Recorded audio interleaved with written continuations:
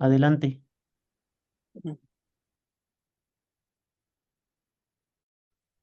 Ya puedo, ¿verdad? Este, hola a todos. Espero que se me pueda escuchar bien. Eh, bueno, no sé si está la cámara, pero bueno, no puedo observar eso tampoco, pero bueno. Antes que nada, bueno, agradecerles a todos y a todas su estancia, su participación a esta pequeña charla, que tengo entendido que se va a dividir en dos partes. Esta podría ser indicada como una introducción a un tema que me parece muy interesante y me imagino que, bueno, Buenas noches. habrá una parte destinada al final a preguntas, comentarios. Y la segunda parte me imagino que va a ser un poco más como un tipo taller, ¿no? En un intercambio más circular de ideas. Bueno, el tema que nos propone o que se propone el día de hoy, que es Economía Política 2, El Capital Tomo 1, segunda parte, tiene que ver con la interacción o con una plática que tenga que ir dirigida sobre lo que conocemos como la teoría del plusvalor.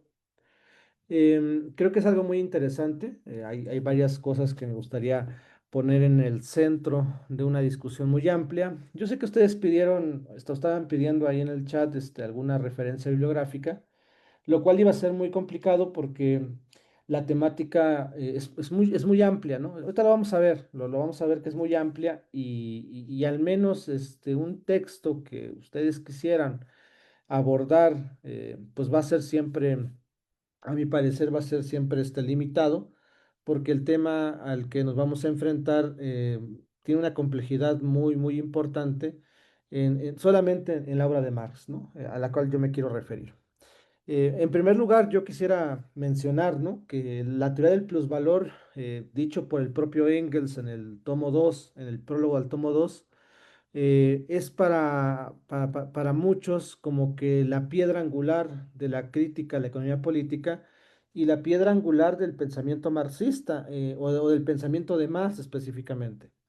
Es decir, sin esta teoría económica política, que también es algo que vamos a observar en términos generales, que no es solamente económica, ¿no? O sea, muchos creen que el plusvalor o la teoría del plusvalor es una condición de economistas, ¿no? Y entonces los políticos, los filósofos, los psicólogos, los matemáticos, los físicos, los biólogos, ¿qué más? Los actuarios, etcétera, ellos no tendrían por qué estar discutiendo estas teorías, ¿no? Porque es una teoría económica y no es cierto, ¿no?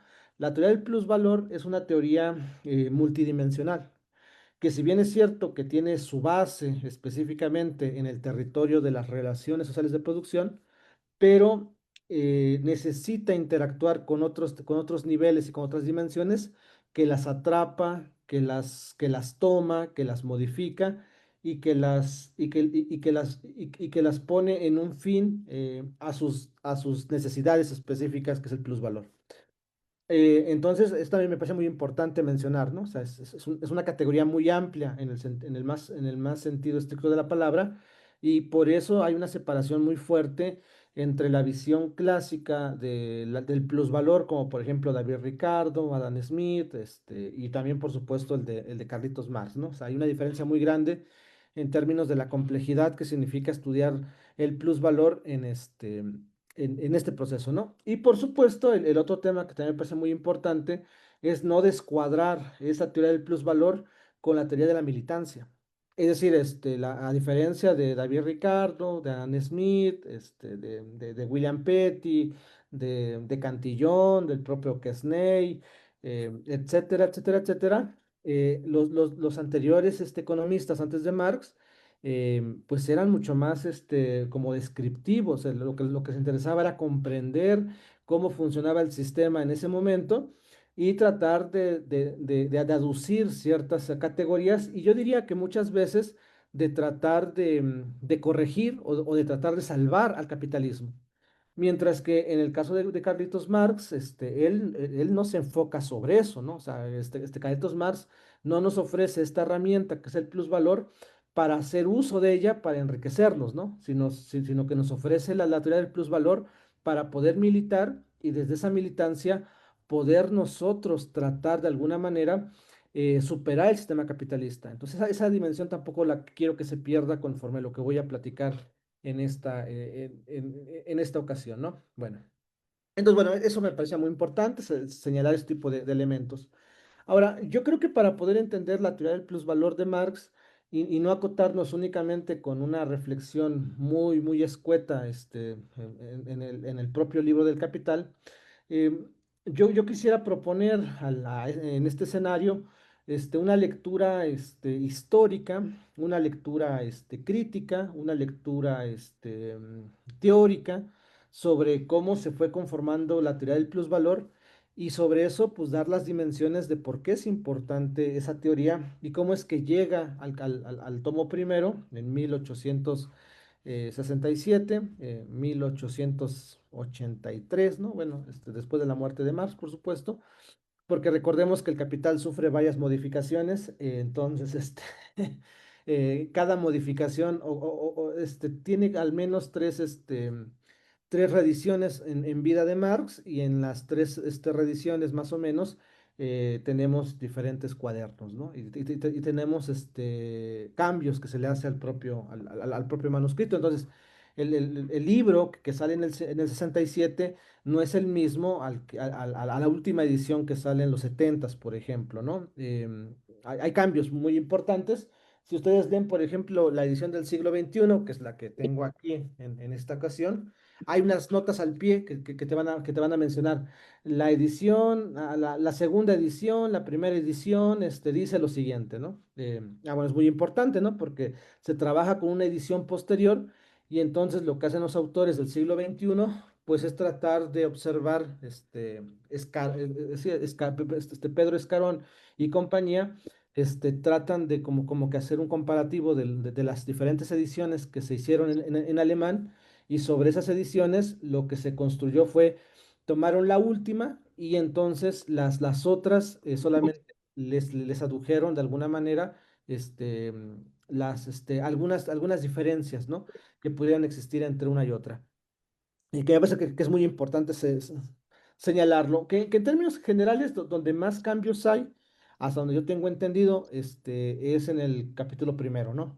Principalmente en el fetichismo de la mercancía, sí existen algunas modificaciones que impactan de manera importante. Pero bueno, es algo muy interesante mencionar que cuando hablamos del capital, hablamos de una obra en constante evolución, ¿no? Eso me parece también muy importante. Entonces, bueno, comencemos, me parece, con el punto de partida. El punto de partida es mencionar en primer lugar que Carlos Marx se va a encontrar con la crítica de la economía política no en la misma manera en cómo se va a encontrar con David Ricardo, ¿no? O se va a encontrar, bueno, David Ricardo, Adam Smith, Will, o sea, todos los clásicos y los vulgares, ¿no? Eh, Hay una diferencia muy importante, ¿no? Porque cuando Marx encuentra la economía política, Marx es un militante, es ya un militante, ¿no? Recordemos que antes de que él llega a París, él forma parte de una revista en Alemania, en lo que hoy es Alemania, eh, y donde él hace críticas fundamentales al gobierno en turno de Prusia y en varios sentidos, ¿no? Uno es el problema de la leña, el robo de la leña. El segundo es la libertad de expresión, que es un tema muy interesante. Y entonces él es exiliado, ¿no? Pero me parece que es muy importante porque en ese mismo tenor existe un texto muy famoso que se llama La crítica, sí, no, la crítica a la filosofía del derecho en Hegel, la introducción a la crítica de la filosofía al derecho de Hegel, en donde pone por primera vez Marx como que el punto de partida de su alejamiento con los hegelianos, ¿no? En donde Marx ya va a apuntar de alguna manera que su filosofía, esta es una filosofía de militancia, mientras que la filosofía hegeliana es una filosofía de contemplación, que después se va a observar muchísimo en lo que hoy se va a conocer como las famosas tesis sobre Feuerbach, ¿no? Que es ahí por el 43, si no mal recuerdo. unos años antes, pues sí, 43, unos años antes de que haya conocido, de que haya elaborado los famosos manuscritos filosóficos y económicos. Entonces, ahí hay un elemento, me parece que muy importante de señalar, ¿no? O sea, Marx es un pensador ya militante, que se debe a la militancia, y entonces él va a encontrar la crítica de la economía política gracias a Engels específicamente, porque Engels va a desarrollar, todos sabemos que antes de que se encontrara con Marx, Engels va a escribir un texto súper famoso que todos hablan de él, pero pocos conocen, ¿no? Y digo conocen que lo hayan leído, ¿no? El famoso texto de la situación de la clase obrera en Inglaterra, ¿no? Es un texto clásico muy importante en donde ya se demuestra una incipiente visión crítica materialista muy poderosa en el joven Engels. Pero después de que Engels escribe este texto, él se va a poner a leer los autores de economía política más importantes en ese momento, que se conocen en ese momento, y va a hacer un pequeño resumen y un pequeño cuadro, o un pequeño documento, que va a ser como una brújula de un proyecto superior que se va a llamar Esbozos para la crítica de la economía política, en donde ese esbozo se le es presentado a Marx en París, ¿no? Cuando se conocen en París, Engels y Marx, muchos dicen que en un bar, ¿no? En una cantina, como ustedes quieran llamarle, ya, es pura anécdota, pero en donde se le presenta la oportunidad a Marx y a Engels de poder colaborar sobre esa línea política, ¿no? En donde lo que se sostiene es que la economía política inglesa principalmente había conseguido avances muy importantes, pero esos avances ya estaban limitados, ¿no? Y que se tenía que hacer un esfuerzo superior para poder llevar los avances que había propuesto la economía burguesa, llevarlos a un nuevo estadio. Esa propuesta va a aparecer en primer lugar en ese texto que les comento, pero después Marx, seducido por el texto de Engels, se va a poner a estudiar fuertemente en París las obras de David Ricardo, de Say, de Malthus, de Adam Smith, entre otros tantos, y va a esbozar unos cuadernos comparativos de la teoría económica que se van a conocer como los cuadernos de París, y después va a presentar o va a desarrollar un pequeño borrador que se van a conocer como los manuscritos económicos filosóficos de 1844. Y ahí me parece que ahí está la primera posición más importante de lo que va a ser Marx en términos generales, hacia su rumbo a la construcción de la teoría del plusvalor. Porque en ese texto lo que va a aparecer es algo muy importante. O sea, antes de trabajar con la teoría del plusvalor, Marx tiene que trabajar antes, ¿no?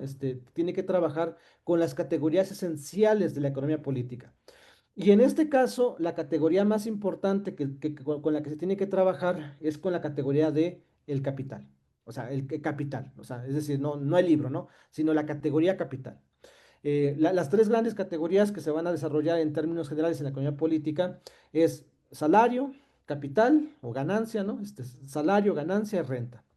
Y entonces la categoría en la que me quiero centrar en este momento para desarrollar la teoría del plusvalor es la de capital. Porque si bien es cierto que Marx, gracias al estudio que hace de Say, de David Ricardo y de Adam Smith, eh, hay un problema, ¿no? Hay un avance y hay un problema, ¿no? El primer punto es que el avance, ¿cuál es? El avance es que gracias al estudio de David Ricardo y de Adam Smith, Marx va a encontrar que la plataforma del dominio está en la interacción trabajo asalariado capital y que el capital de alguna manera explota al trabajador para conseguir sus beneficios.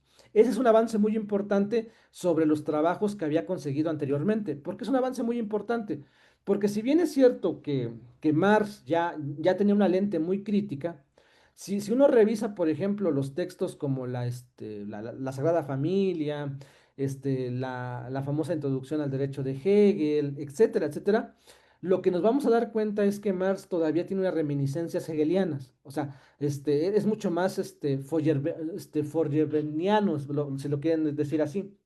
Pero cuando uno ataca el tema, por ejemplo, de los manuscritos filosóficos económicos, lo que se va a dar cuenta Marx es que el dominio ya no está en las esferas religiosas, ya no está en las esferas políticas, ya no está en las esferas de las ideas, ¿no?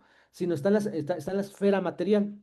Y la esfera material es la relación entre el trabajo asalariado y el capital. Las relaciones sociales de producción y cómo estas relaciones sociales de producción están montadas sobre una situación en donde la clase trabajadora es dominada por la clase capitalista. Eso me parece que hay un avance muy importante, ¿no? Pero ¿cuál es el problema con el que nos vamos a encontrar en esa obra? Que Marx sigue poniendo en el centro o está importando la teoría del capital como si el capital fuera una cosa. Y esto no es cosa menor, ¿no? O sea, es decir, si uno revisa, por ejemplo, toda la literatura que se va a desarrollar desde los manuscritos hasta el manifiesto del Partido Comunista, lo que vamos a encontrar es que Marx está diciendo y Marx se está posicionando sobre el concepto de capital como si fuera una cosa. Y ustedes van a decir que no es cierto, porque ya también los conozco, ¿no? O sea, hay mucho marxista, ¿no? Que dice que es marxista, ¿no? Pero no puede soportar escuchar que Marx, cuando estaba en el 44 era un Marx de menor calidad al 67. O sea, siempre queremos, o sea, eso es lo que le pasa mucho al marxista, ¿no? O sea, eh, no dialéctico, ¿no? O sea, tú no puedes decir que Marx está equivocado en el 44, en el 48 porque eres un revisionista. Pero si tú lees los textos de Marx y de Engels, de bajos, ¿no? Sí, los jóvenes, ¿no? De Marx, los textos jóvenes de Marx y Engels, y revisas las introducciones que hacen Marx y Engels, ellos mismos dicen que esos textos están desfasados. Ah, pero eso se olvida mucho, ¿no? Es algo muy curioso que también hay que decir muchísimo sobre este punto, ¿no?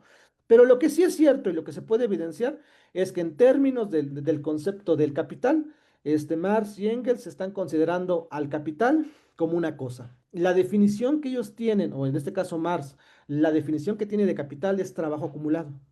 Esa definición de trabajo acumulado no es de Marx, por supuesto, sino es una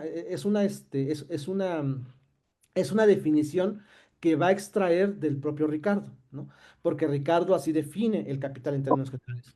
Entonces, ¿cuál es el problema de poner al capital como una cosa? Pues eso mismo, ¿no? O sea, es decir, que el sistema en el cual se va a montar el pensamiento revolucionario de Marx y Engels del 44 al 48 va a ser un pensamiento mecanicista. Eso es muy importante. ¿Son materialistas? O sea, ¿van a construir el materialismo? Claro que sí, van a construir el materialismo, pero van a construir un materialismo sobre la base de un pensamiento mecanicista, ¿no? Ese, Un pensamiento que este mecanicista tiene que ver en términos generales con la construcción del propio concepto del capital. Entonces, el capital en términos generales se presenta como una cosa, o sea, es decir, el escenario, ¿no? Es que es la cosa y sobre la cosa es el otro. O sea, hay otro que está atrás de esa cosa.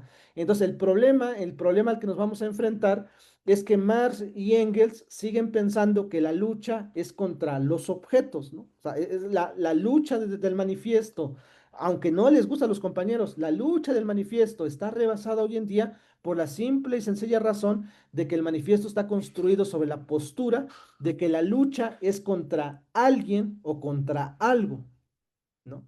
Y eso es muy importante porque otra vez van a decir, es que tú eres un revisionista porque estás cuestionando al gran Marx y Engels, al gran manifiesto.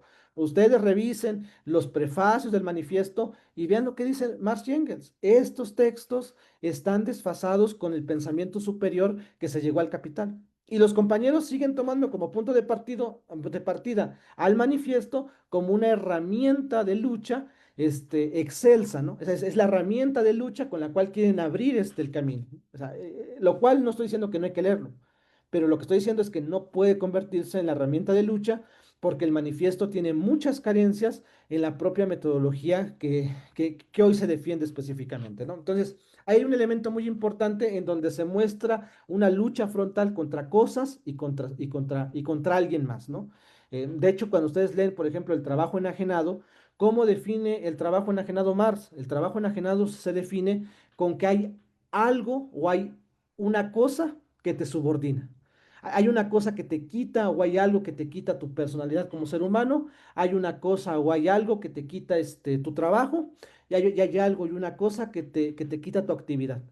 Entonces, esa cosa, ¿no? No le permite a Marx poder descifrar el verdadero componente de la propia lucha. Entonces, ahí hay un desfase entre lucha y teoría, ¿no? O sea, es decir, si la teoría no está bien desarrollada, la lucha no va a poder lograr ir más lejos. También hay que decir eso, ¿no? O sea, la transición de un Marx belicoso, ¿no? Un Marx que sí ve la guerra civil, la toma de las armas como la plataforma central, porque sí hay un momento en que Marx y Engels la observan así, ¿no? O sea, como que tiene que ser un juego a tú por tú, en donde las armas hay que levantarlas, ¿no? Y entonces hacerle frente al enemigo, porque, porque están pensando que el enemigo es una cosa, es alguien más, ¿no? Por la propia teoría del capital.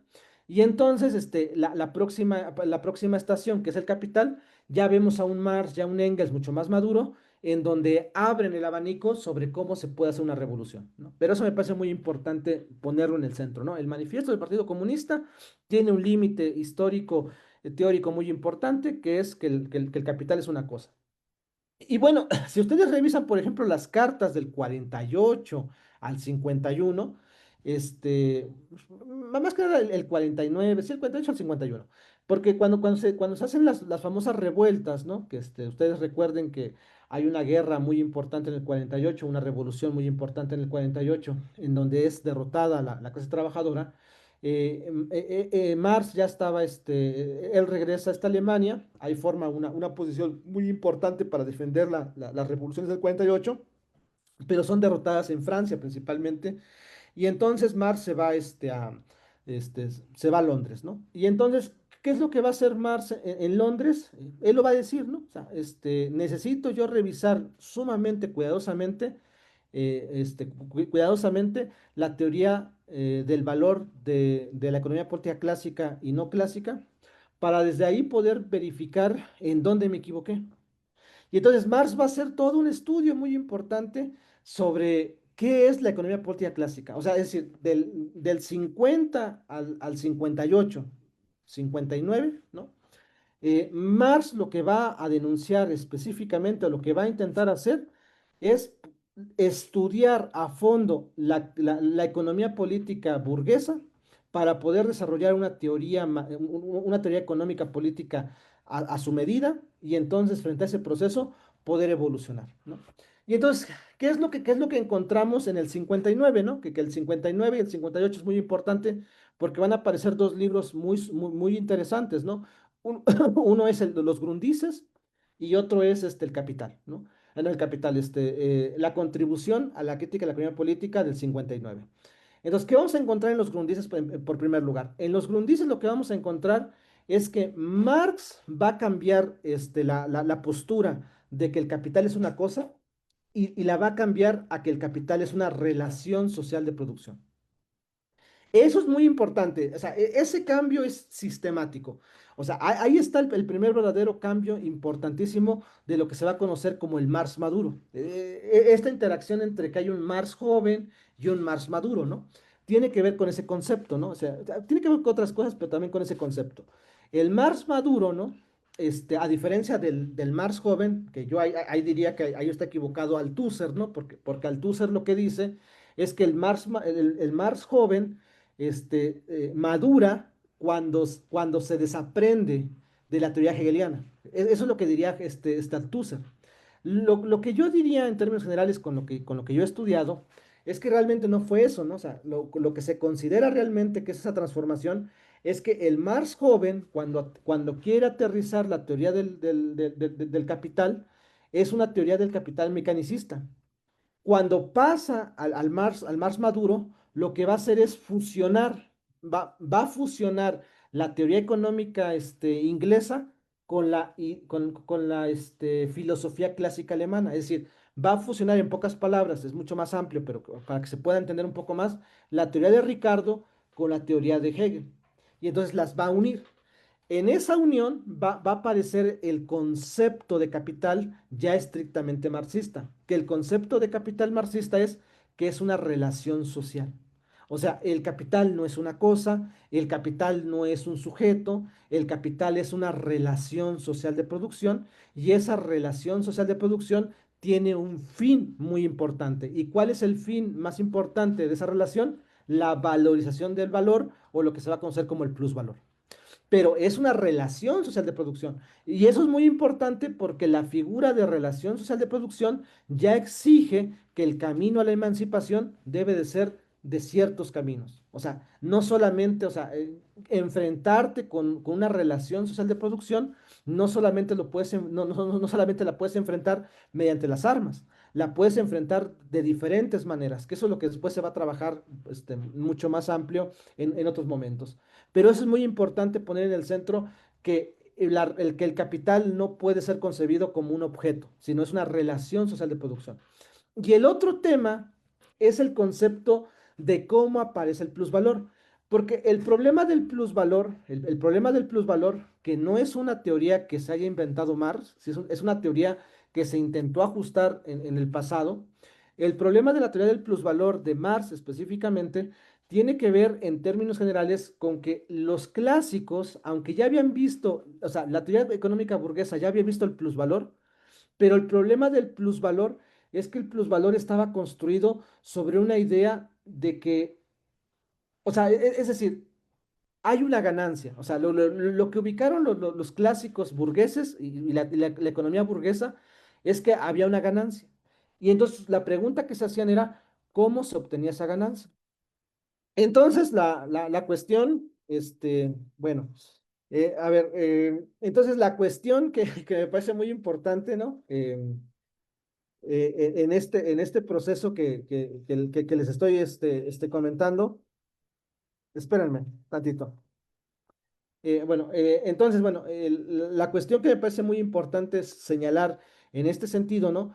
Es que la economía política clásica lo que va a englobar es que no va a poder ubicar cómo aparece el plusvalor.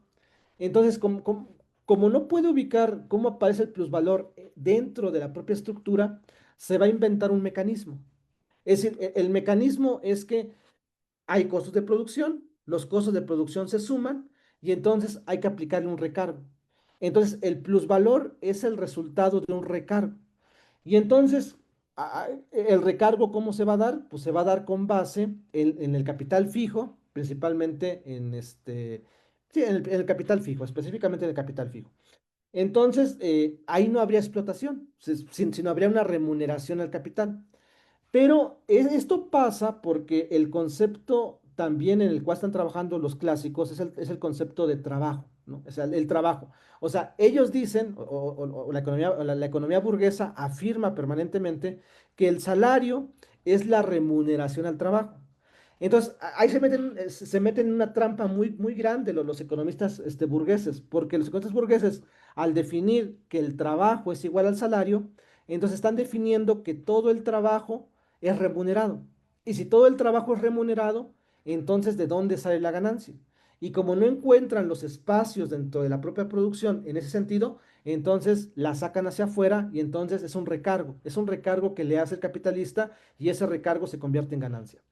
Pero entonces Marx, cuando define en el 58, cuando define que la categoría de capital es una relación social de producción, y entonces el definir una relación social de producción es que está en permanente movimiento, o sea, ya es la fusión entre la dialéctica, entre la economía política clásica, ya es una fusión, entonces lo que va a también determinar Marx es que además del trabajo, es que el trabajo dentro de la producción, dentro de las relaciones sociales de producción, se divide en dos partes. El trabajo socialmente necesario y el trabajo socialmente excedente. Y entonces se va a dar cuenta, Marx, que realmente el salario no es la remuneración al trabajo, sino es la remuneración al trabajo socialmente necesario. Y sobre eso va a construir un concepto que se va a llamar fuerza de trabajo. Eso va a aparecer en el 59. Es decir, el concepto de fuerza de trabajo es el concepto que le va a permitir a Marx poder denunciar en qué consiste la explotación del trabajo asalariado. Y la explotación del trabajo asalariado significa que no le está remunerando totalmente su trabajo. y que hay una parte de su trabajo que te lo estás expropiando o se lo está robando el capitalista. Y eso lo puede lograr con el concepto de trabajo socialmente necesario.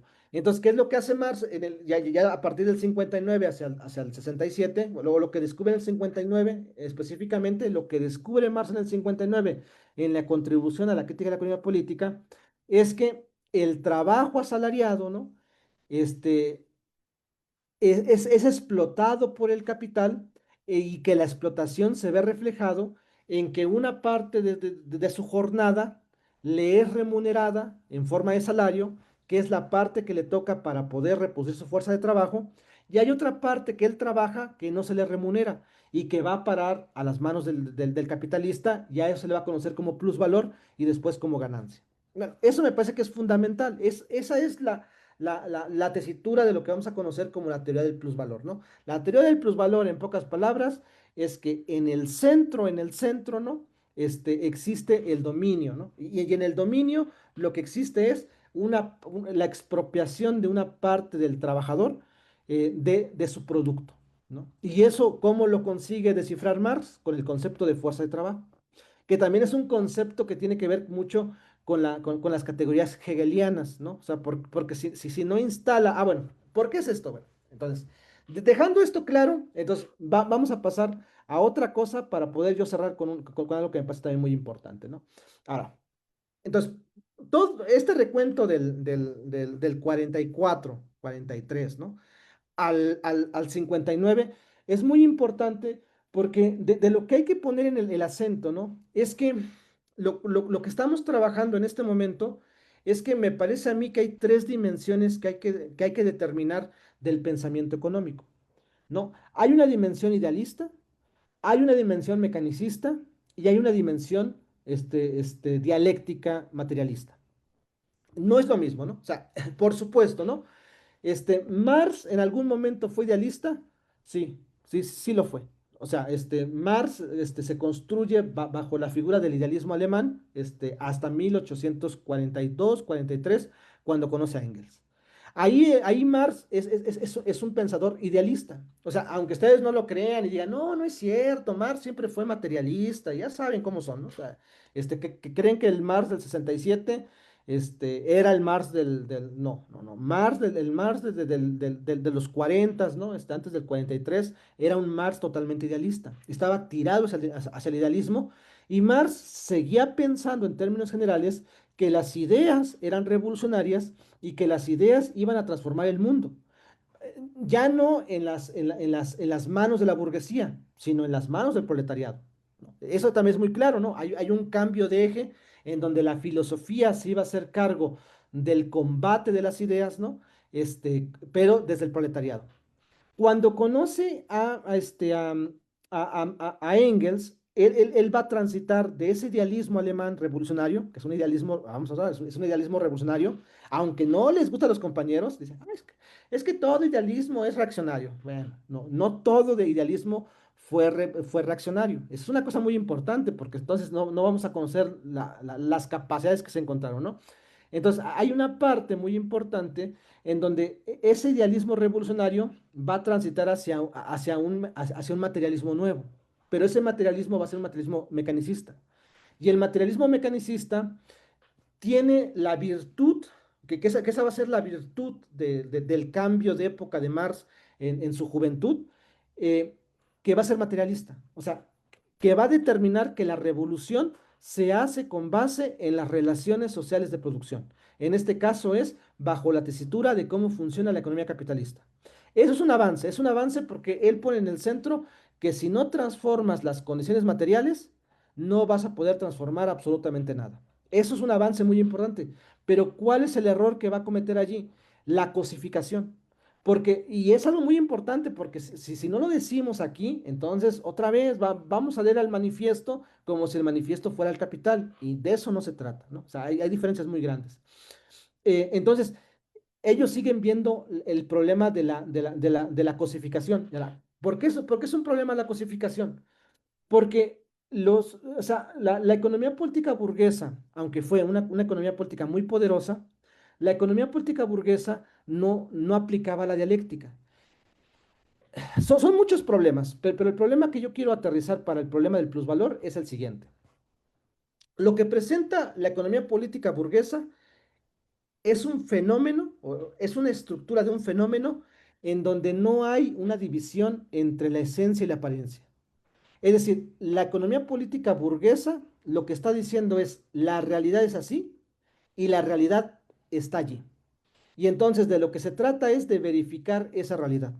Mientras que la dialéctica lo que intenta es penetrar el concepto. Entonces, al penetrar el concepto, lo que intenta hacer es ir más a fondo hacia la esencia de las cosas. Entonces, entrar en la apariencia y desde la apariencia abrirle un punto o un marco de batalla para entrar al mundo de la esencia.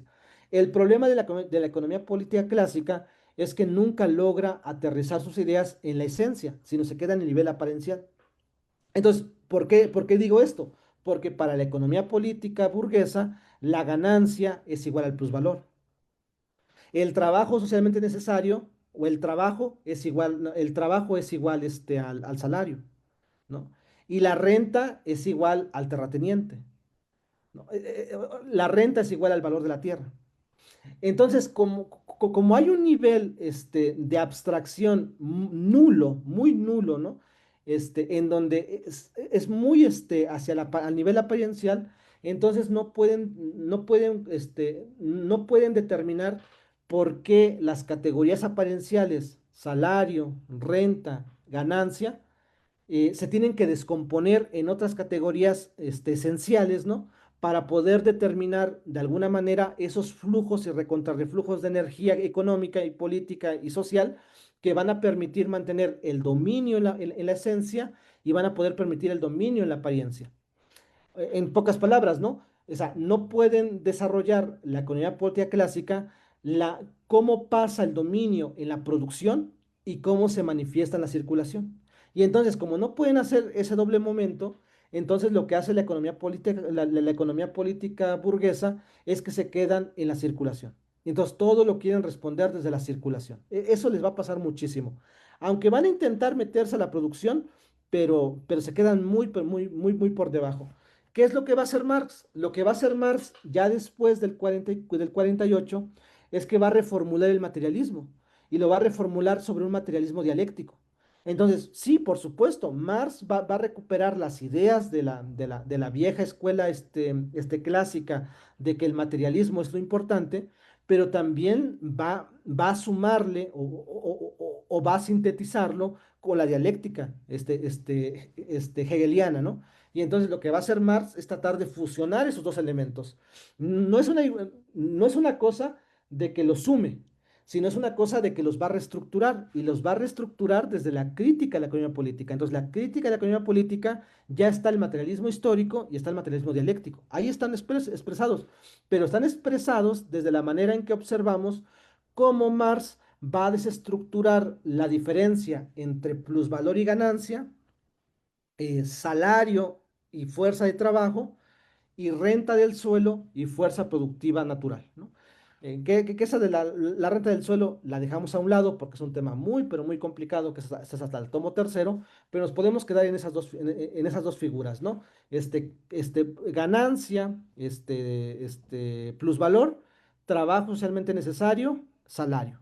Y entonces, desde esa visión, entonces Marx consigue denunciar que el plusvalor es un robo armado a la clase trabajadora. Eso es robo permanente, lo cual no lo puede conseguir la economía política burguesa, aunque se acerca, pero no lo pudo conseguir.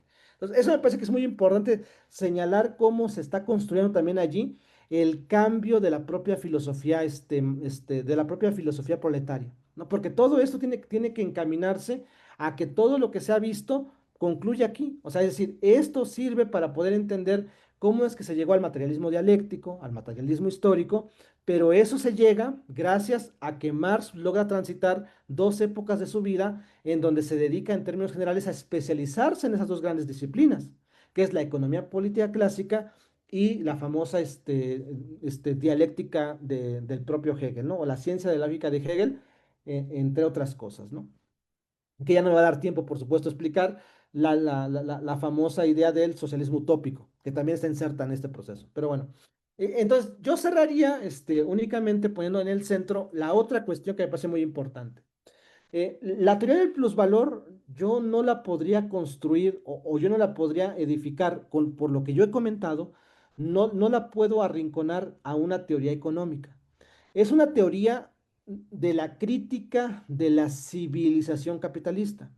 Es decir, la teoría del plusvalor no solamente es cómo se produce cómo produce el empresario o el capitalista su ganancia, sino también es una construcción de cómo es el capitalismo. O sea, es decir, si el capitalismo fuera de alguna manera un ser humano y el capitalismo necesitara un alma, el alma sería el plusvalor. Es decir, el plusvalor es la forma en cómo el capitalismo se expresa en todas las dimensiones. Es decir, el plusvalor es lo que es la esencia, la misma esencia del capitalismo. Y como es la esencia del capitalismo, entonces no solamente se superpone a una teoría económica, sino que el plusvalor genera una teoría política. O sea, la política se refuncionaliza al plusvalor.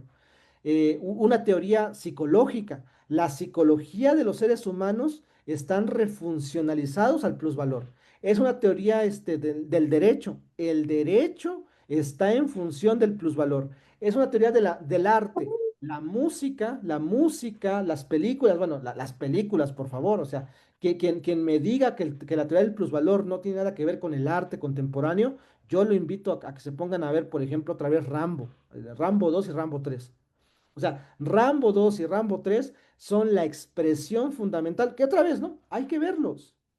O sea, porque muchos dicen, no, pues es que no vamos a ver Rambo, ¿no? Porque es que Rambo es de Hollywood. Hay que ver Rambo porque Rambo es una expresión ideológica de la burguesía, de la burguesía americana, en donde hay propaganda. Y esa propaganda hay que leerla en clave del capital, principalmente. Y ahí hay una teoría del plusvalor. O sea, nosotros podríamos aplicar la teoría del plusvalor sobre Rambo. Específicamente, hay una escena que me gusta mucho comentárselo a los compañeros. Ahorita voy a hablar de otra, por ejemplo, para poder ejemplificar por qué es muy importante el plusvalor llevado a los no economistas. En Rambo 3 hay una parte en donde está con muchos soldados ahí en Afganistán, si no mal recuerdo, pues Afganistán en ese entonces, o si no es otro país, o Vietnam, si no mal recuerdo, entre Afganistán o Vietnam. Entonces, el problema es que están ahí con los soldados, ¿no? O con la resistencia, y están jugando, pues hay algo, un jueguito que tienen ellos mucho, que lleva una cabra, ¿no? Y entonces esa cabra, la tienes que llevar de un lugar a otro y tienes que estar peleando con todos, con caballos, ¿no? Pero para no hacerse las largas, ¿no? Rambo está ahí y nunca ha jugado ese juego, o, o nunca lo ha jugado, ¿no? Y entonces, en su primera vez, Rambo se trepa al caballo, ¿no? Se pelea con todos los afganos o los vietnamitas, ¿no? Ya no recuerdo, creo que son afganos, ¿no? De todos los afganos y les gana, ¿no? Bueno, todo eso leído desde la teoría del plusvalor, ¿qué nos está diciendo la película? Que la gente civilizada americana tiene todo el derecho de poder conquistar otros países, ¿no? Eso me parece muy, pero muy importante, ¿no? Bueno, hay un camarada ahí muy chistoso, ¿no? Pero bueno, em, que me parece muy, pero muy interesante ponerlo ahí en el centro, específicamente sobre este tema de cómo se expresa la propia ideología. La otra vez yo estaba, por ejemplo, mirando ahí con Rusarín, no es hacerle propaganda ni nada por el estilo, pero por ejemplo, Rusarín estaba explicando en uno de sus videos la película de Top Gun 2 en donde Rusarín concluye que la película Top Gun 2 es una propaganda anti-iraní, por ejemplo. Y bueno, ¿y eso cómo se puede conseguir? Con la teoría del plusvalor. Con la teoría del plusvalor. Entonces, la teoría del plusvalor leída desde este punto de vista en el arte es muy importante. Sumamente importante es la famosa teoría del plusvalor de Carlitos Marx, ¿no? Y en ese sentido, bueno, pues sí, yo quería poner en el centro que la teoría del plusvalor no es una teoría únicamente económica. Y entonces, frente a ese proceso, pues solamente yo pongo ahí en el tema, ¿no? Algunas cuestiones como, por ejemplo, aquí el compañero, aquí el compañero, Fernando, ¿no? Andrés Luján, se creen muy chistosos, Cállese, puto profesor, lo tenemos rastreado.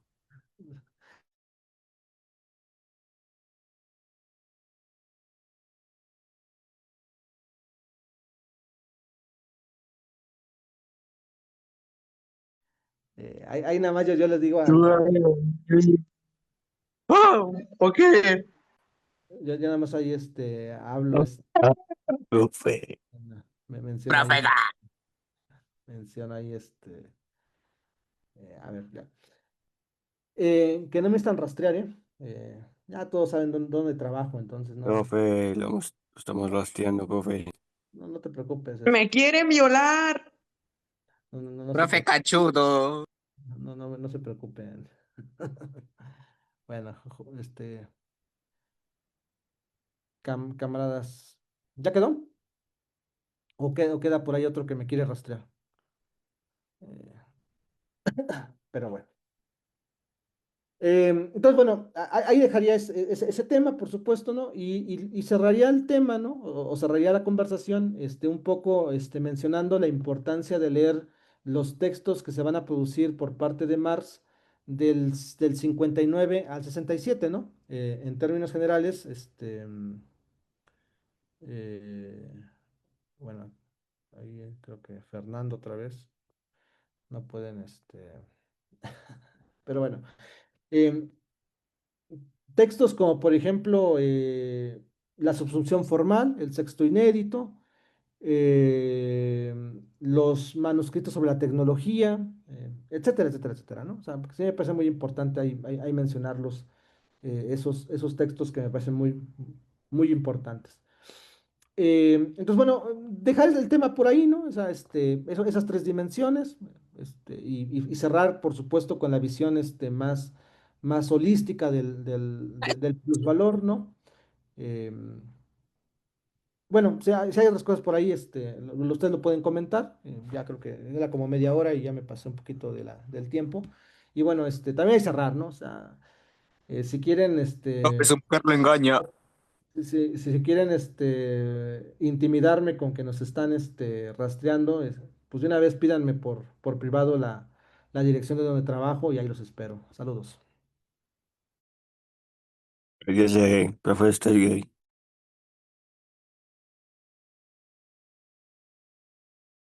Disculpe, ¿esto es la clase para ver porno? Yo Coño. creo que hay que expulsarlos de la sala, porque no se vale que vengan a querer boicotear Cállese, pendejo, cállese la verga, algo que es cállese, cállese, interesante. chúpemela, chúpemela, chúpemela. O sea, no lo van a Cállese. lograr, no Cállese, lo van a maricón. lograr. Cállese, cállese, perro.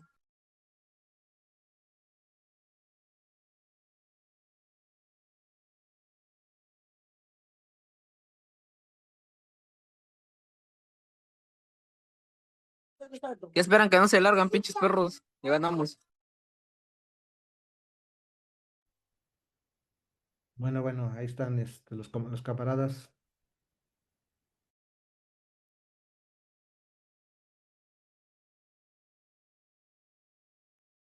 A ver, creo que ya, ¿no? Ya quité a los troles. No sé si queda otro por ahí.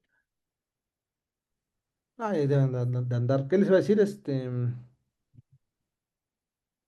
Y bueno, pues quien quiera, comentar, cualquier cosa, pues están abiertos los micrófonos.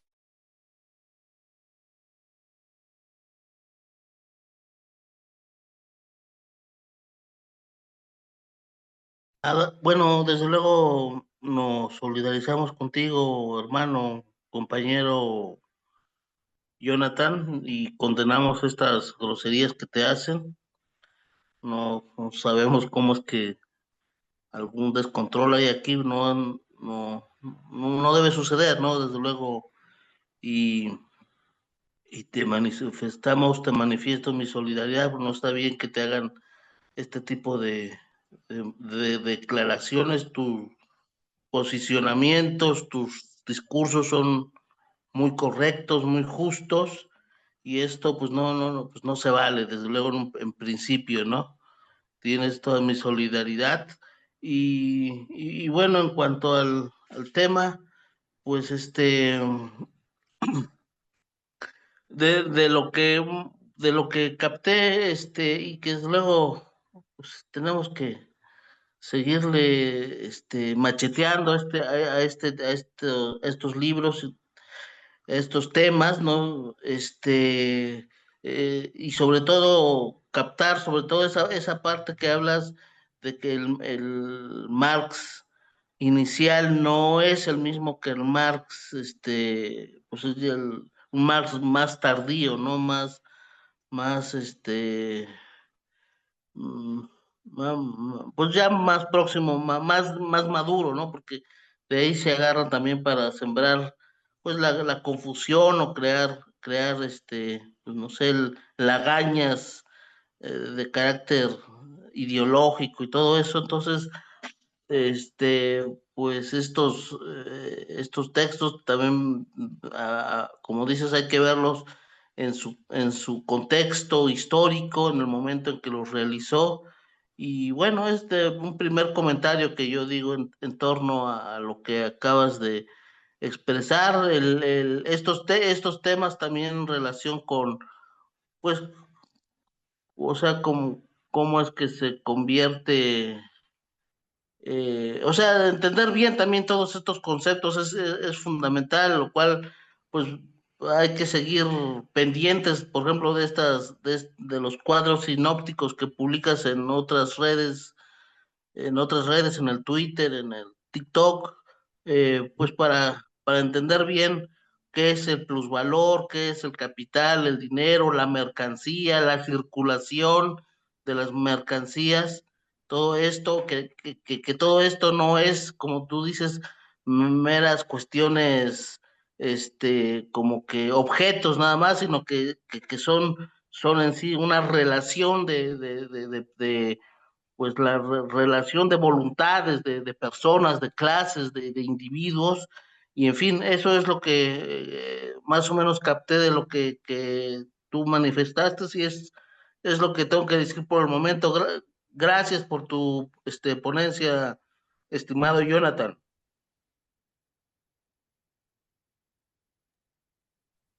Buenas noches, compañeros. Pues yo también me solidarizo con usted, compañero Jonathan. Estamos con usted o estoy con usted. Y viendo ya lo que usted está planteando, a mí me parece que está muy bien, es una riqueza muy, muy grande. O sea, a través de tratar de ver todo una historial como son el pues a partir del manifiesto del Partido Comunista, a través de las nuevas, este, el libro del 57 y otras cosas más. Estaba viendo, todo eso está como que es una cosa bastante grande que a mí en lo personal sí me siento que me cuesta mucho trabajo, este, tal vez eh, digerir. Sin embargo, hoy me pareció una clase pues, muy, muy interesante y espero que así continúen las siguientes. Gracias, compañeros.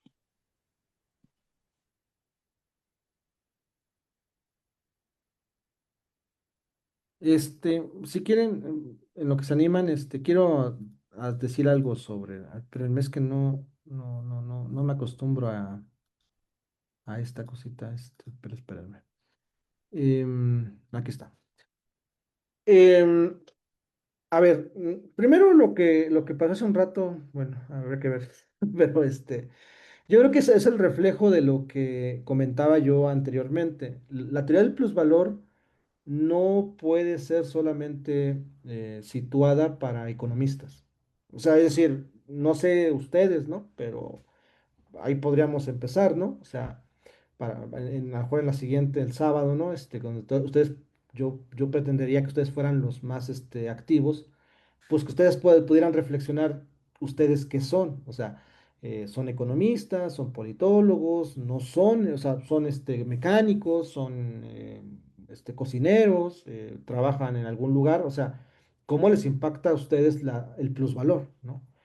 Y vamos a observar que el plusvalor nos impacta de muchas maneras, ¿no? O sea, yo estudié economía, pero también estudié urbanismo y daba la casualidad, ¿no? Que cuando yo estudié urbanismo, o sea, la teoría del plusvalor era muy vigente y ellos no eran economistas, ¿no? Conocí amigos geógrafos y los geógrafos también les impactaba y les servía la teoría del plusvalor. Conocí amigos arquitectos, ¿no? Y parecía que también a los arquitectos les importaba y les era muy útil la teoría del plusvalor. Es decir, no se puede ubicar únicamente ahí, ¿no? Y frente a lo que pasó, pues habría que determinarlo. O sea, o sea, para empezar esta idea de que te dicen, te estamos rastreando, o sea, quien te está rastreando no te lo avisa, ¿no? O sea, ya cuando ves ya estás rastreado, ¿no? O sea, eso me parece un infantilismo de las personas. Y en segundo lugar, lo que observamos, ¿no? O sea, tienen la oportunidad de poder desplegar a lo mejor una postura de que, ¿sabes qué? La teoría de Marx está mal y es por esto y esto y esto y esto, y se puede hacer a lo mejor un diálogo muy interesante con gente de derecha en el respeto total sobre la consideración de las ideas, o sea, que ellos pudieran decir, ¿sabes qué? Según la teoría neoclásica es así y así y así. Entonces, poder hacer un tipo de ping-pong y lo que aparecen son esas muestras, ¿no? Esas muestras en donde lo único que se denota es cuánto daño le ha hecho el plusvalor a la mente a ciertos seres humanos. Y es tanto el daño psicológico que el plusvalor le ha hecho a los seres humanos que así terminan. O sea, terminan bastante precarizados, ¿no? En términos generales, en donde no estoy diciendo el nivel de argumentación, porque ni siquiera lo escuchamos, ¿no? Sino solamente vean hasta dónde puede llegar su ingenio, ¿no? O sea, que creen que, no sé, poniendo dos bolitas, una curvita y esas cosas, creen que ya están haciendo el mal, ya están haciendo una aportación en contra de los socialistas, ¿no? En donde a lo mejor la aportación sería un enfrentamiento ideológico, teórico serio. No voy a hablar así que súper chingón, porque eso no existe, ¿no? O sea, lo que existe es la seriedad. ¿Y la seriedad cómo se da? Pues no que tú tengas grandes argumentos o pocos argumentos, sino que lo que tú digas esté en el terreno del respeto hacia el otro. Eso me parece que es lo más importante. Esa seriedad nunca se puede perder de vista. Podemos estar en contra, podemos estar a favor, pero la seriedad y el respeto hacia el otro se debe de mantener siempre. Cosa que se supone que es lo que nos dicen que no hacemos los marxistas. O sea, a los marxistas siempre se nos cuestiona, es que ustedes no escuchan, ustedes no dialogan, ustedes son unos violentos, ustedes quieren nada más asesinato, etcétera, etcétera, etcétera. Y lo que recibimos de la derecha son insultos, estas cuestiones de que te voy a perseguir, ¿no? Que te tengo ubicado, ¿no? O sea, como diciendo, pues cuídate, ¿no? Porque te va a pasar algo, ¿no? Entonces, los violentos, etcétera, son ellos, ¿no? Eso también hay que decirlo específicamente. Pero es el producto de cuánto daño le ha hecho el plusvalor a la sociedad en términos psicológicos y cómo ese daño se puede expresar en toda la ideología que permanentemente absorben estas personas. Entonces, como podemos observar, la teoría del plusvalor no es Profe, no, económica, ¿no? Pero bueno, ahí la dejaría, sí. Culos. profe. Culos. ¡Woohoo! Ricardo. ¿Y tú? Jonathan Romeo. Me llamo Romeo. Hola. Por ejemplo, ¿no? Ahí está, ahí es la clásica, ¿no? Pero fíjense, ahí ya tenemos más gente. Renata nos pasó el link. Renata nos pasó el link. Sí, Renata nos pasó el link, profe. Profe, fue Renata, Fue Renata. Renata. Pues sí, Profe, sí, fue Renata ella, pasó fue el ella. link, Profe, Profe, ¿qué pasó? Renata lo pasó. Renata pasó No, el Eso. link. Sí, yo digo que le ponga un 5, ¿eh? Profe Eso no culiao, se tiene profe que hacer. culiao. No, Juan, ya, reprobó. Jonathan Romero, se ve sí, profe, Renata, Vasolín, Vasolín. profe, Sí, Renata Paulín, Pasolín. Solín. Vasolín. Y vivía muy feliz. Renata, también son mis hijos, Con la cabrona. policía, Bartolito cantaba así. Bartolito. Me gusta Jonathan Romero. No sé por Profe, qué. ¿por qué no hace nada? Se están metiendo.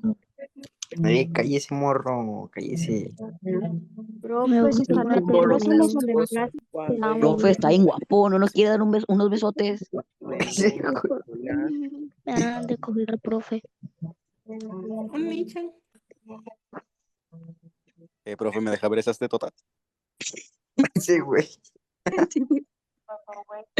Profe, ¿no me quiere dar unos besos? Dice que no, güey, que estás culero, me dijo. Eso no son de la clase de heteros.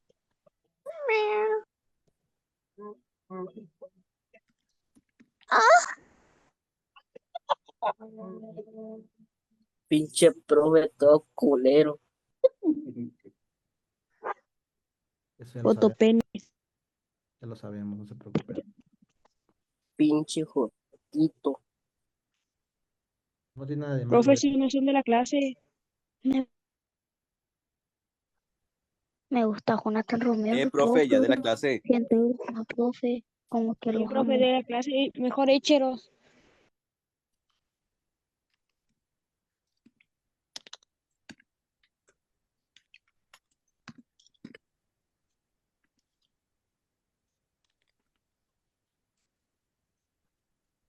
¿Cómo está, profe, hoy día? Oye, ¿quién se sabe el chiste del Pocoyo?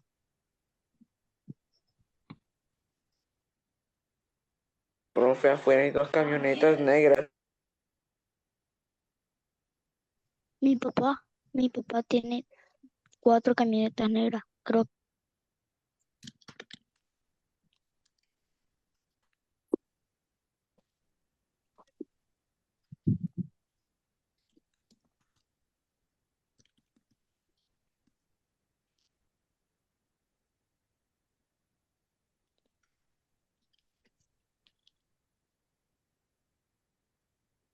Profe, ¿usted es del Arqui?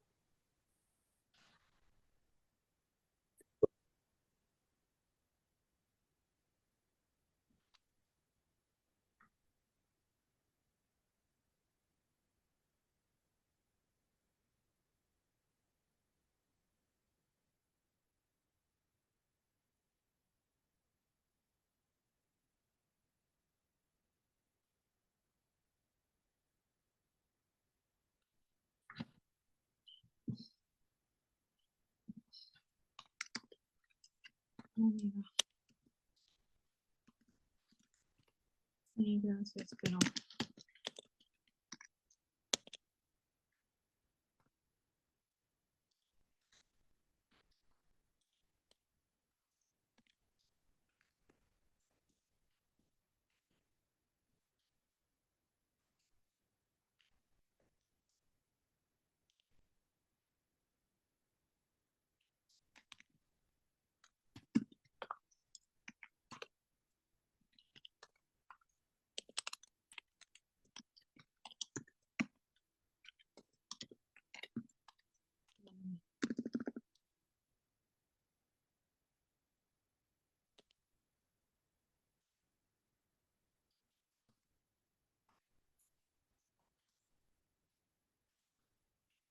Profe de mierda, de la puta clase con Chatumare.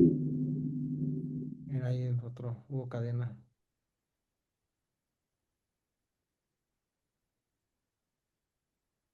Muy bien, entonces, mm,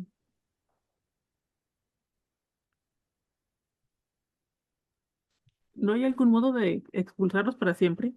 El otro día entré a un taller, bueno, de otra cosa, y entraron también a boicotear. Era de una como de la escuela de enfermería, y así entraron a boicotear unos, y esa vez cerraron la sesión y ya después la hicieron de otra manera, pero pues es que ellos logran su objetivo, ¿no? O sea, si boicotean y no se puede así expulsarlos para siempre y silenciarlos o algo así, o es que no sé.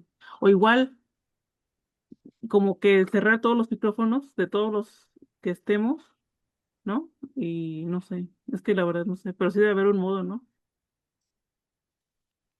Ahorita ya eliminé a todos. ¿Quieren que cierre la sesión y entramos con otro link o ya concluimos con esta? A ver si no se vuelven a colar. No, Sería mejor otro link. ¿cómo son 9:20 ya? Ok, entonces abro el link, se los comparto en el grupo de WhatsApp. Voy a terminar la transmisión. Se los comparto en el grupo de WhatsApp. Sí.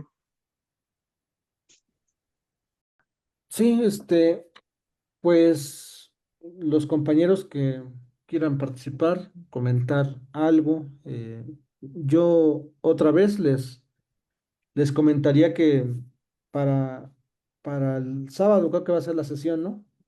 Pensemos en en cómo la teoría del plusvalor podría impactar en la vida de uno mismo, ¿no? O sea, es decir, al final de cuentas, ustedes están aquí no no para aprender de la forma tradicional, ¿no? Sino esto cómo puede representar un avance para sus vidas, ¿no?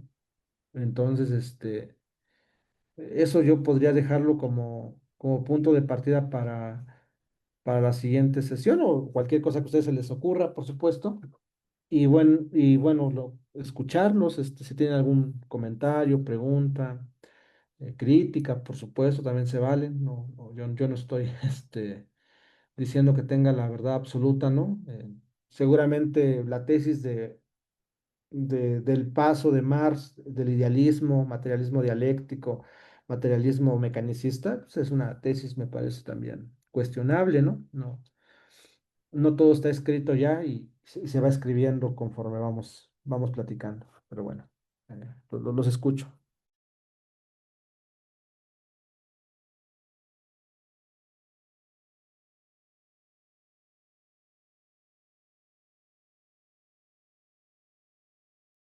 Hola, soy Leopoldo. Una pregunta, Jonathan.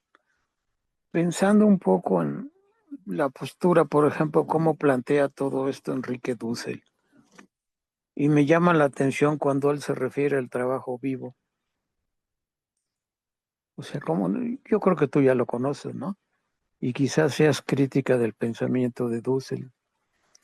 Y la otra cosa que me llama la atención es Marx, cuando habla del sistema capitalista, para él es como un diablo. ¿Sí? Y tiene todas las seducciones del diablo y por eso es tan atrayente como algunas películas como El dulce encanto de la burguesía, ¿no? O sea, cómo te va atrapando esa cosa que no te permite salir de ese paradigma. Y entonces lo que continuamente estamos repitiendo es el paradigma del capital. O sea, el paradigma tiene una consigna, que es un sistema cerrado, ¿sí? Y vives del paradigma. Y si quitas ese paradigma se vuelve nada. Son algunas inquietudes que tengo, me gustaría escucharlas de tu parte. Gracias. Bueno, si no hay nadie más, rápido. Esa idea de que Marx pone en el centro, en el capital, que el capital es como el diablo, em, no es que él haya sido el primero, ¿no? Pero donde yo creo que se manifiesta más es en la obra de Enrique Dussel, una que se llama Las metáforas teológicas de Marx, creo que se llama el libro. Em, aunque Enrique Dussel no habla del diablo, ¿no? Él habla del anticristo, si no mal recuerdo, algo así. Eh, y ya habría otro, ¿no? Hay un libro que salió hace poco, bueno, no hace poco, hace como 3, 4 años, que ya no es poco, para las ciencias sociales, en la academia, que se llama como bueno, es una relación que se hace sobre la Divina Comedia y el Capital, ¿no? En donde la tesis del autor es que el Capital vendría siendo una relectura de la Divina Comedia, específicamente en el infierno. No, el pasaje del infierno de la Divina Comedia de Dante Alighieri vendría a ser como una respuesta, como que Marx trataría ese tema, pero desde la visión del materialismo histórico, o el materialismo dialéctico. Y bueno, lo que yo diría solamente es, si entendemos al diablo, al anticristo y al infierno como aquello que atenta contra la vida, pues la alegoría sí funciona, ¿no? O sea, es decir, si no pasamos el extremo de querer decir que Marx es un teólogo, ¿no? Etcétera, ¿no? Ya saben, es que eso se puede ir por otros lados que no quiero tocar. Pero si lo que estamos pensando es que el diablo, todas estas metáforas, más que nada de la religión, están vinculadas con que esas fuerzas van en contra de la vida, ¿no? Y que esas fuerzas detonan ciertas características en el ser humano que corrompen la vida, pues sí, o sea, específicamente cuáles serían, pues bueno, el caso de los siete pecados capitales, ¿no? O sea, nadie va a negar que el capitalismo promueve los pecados capitales. No solamente los promueve, los apuntala. O sea, es decir, la gula, a todo lo que da. La avaricia, a todo lo que da. La soberbia, a todo lo que da. Ya no recuerdo cómo se llama cuando te sientes muy bonito, ¿no? Algo así, ¿no? La lujuria a todo lo que da. Es decir, los pecados capitales, los siete pecados capitales en el capitalismo son la regla de oro. O sea, son la regla de oro. O sea, los promueve permanentemente, ¿no? Y si tomamos como punto de partida el pecado como la formación más importante de lo que se va a construir como el demonio, el infierno, pues ahí están metidos, ¿no? O sea, o los siete círculos de Dante, ¿no? Pues ahí están, ¿no? La traición, por supuesto, etcétera, ¿no? O sea, todos esos círculos y todos esos pecados capitales, pues el capitalismo les da banda ancha, ¿no? Y pues vámonos, ¿no? O sea, se crea un carácter libidinal, dirían algunos, muy propio al sistema capitalista. Entonces, sí, sí, es por supuesto eso, ¿no? Y lo del trabajo vivo, eso tiene que ver, o sea, Enrique Dussel lo traduce como trabajo vivo, pero en el Capital se traduce como trabajo concreto. ¿Mm? Eh, Son traducciones. Pues, Dussel se supone que él sabe alemán y que leyó el Capital en alemán, entonces él lo trabaja como trabajo vivo, pero este es trabajo, trabajo concreto.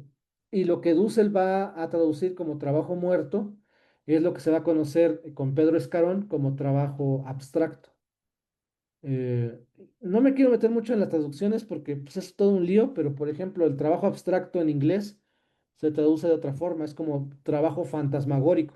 En inglés se traduce como el trabajo abstracto como trabajo fantasmagórico y tiene otras condiciones. O sea, es dificilísimo, ¿no? Entonces, yo estoy a favor o en contra cómo lo plantea Dussel, pues no, o sea, realmente pues es la traducción. O sea, si nosotros aprendiéramos alemán, y leemos a Marx en alemán, pues igual encontramos otro sentido a la traducción. Entonces es muy difícil, la verdad, ya entrar en ese debate quién la tiene más clara, ¿no?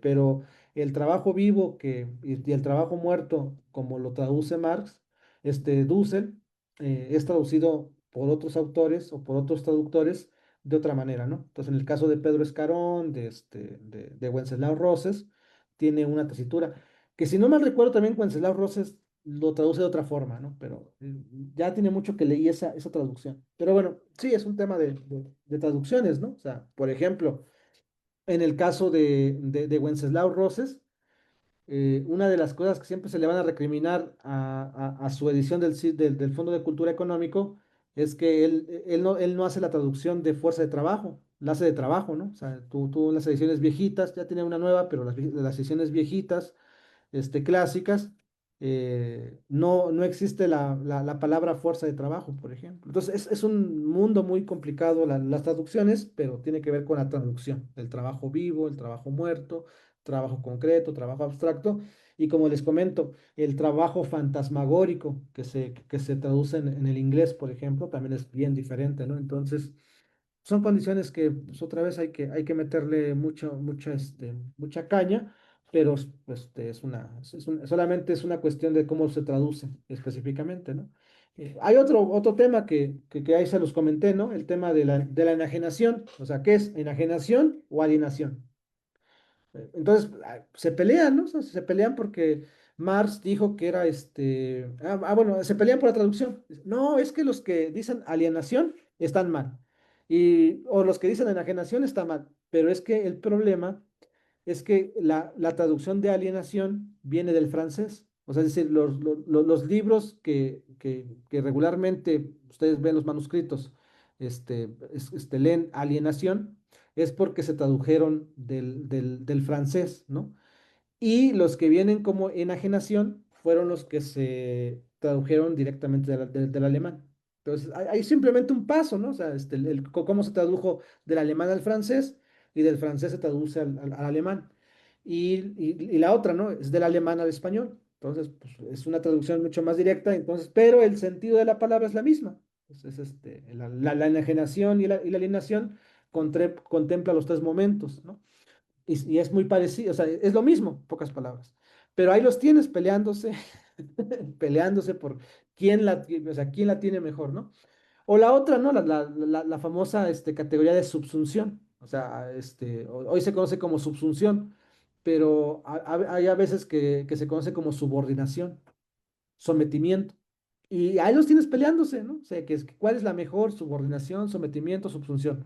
Bueno, las tres funcionan. O sea, si el concepto es claro, las tres funcionan. Ahora, ¿por qué es el problema de traducción? Mucho más esa palabra de subsunción, porque la palabra de subsunción es una palabra compuesta. Entonces, puta, y no, creo que nueva, no es una palabra tan fácil, ¿no? Que se haya desarrollado.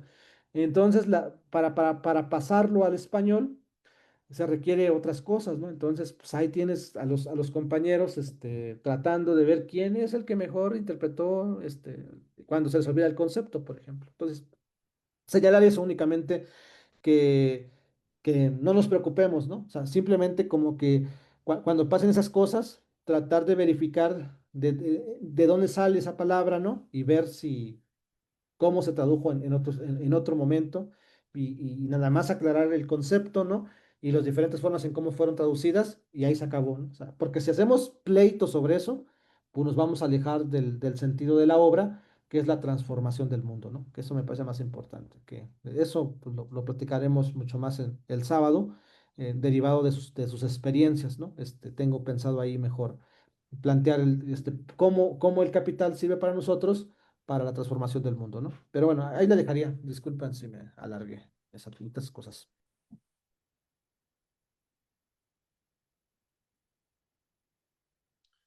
Buenas noches.